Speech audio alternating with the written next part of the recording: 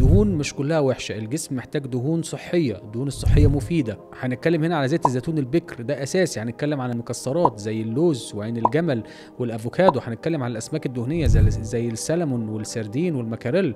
نبعد عن الحاجات المضره اللي هي الزيوت المهدرجه، السمنه النباتي، المارجرين، القلي العميق المتكرر، الافراط في السمنه والزبده. هتقول لي يا دكتور السمنه والزبده صحيين. ايوه السمنه والزبده صحيين، ولكن الموضوع مش على اطلاقه ان انت هتاكل سمنه بلدي وزبده زي ما انت عايز. الموضوع لازم يكون مقنن. طيب ايه الارشادات العامه لشخص ما عندوش مشاكل صحيه؟ الارشادات العامه ان انت مثلا لو بتاكل في اليوم 2000 كالوري، ده السعرات بتاعتك في اليوم، يكون حوالي 60 جرام دهون متقسمين على مدار اليوم. ده الماكسيمم بتاعك في اليوم من الدهون الصحية.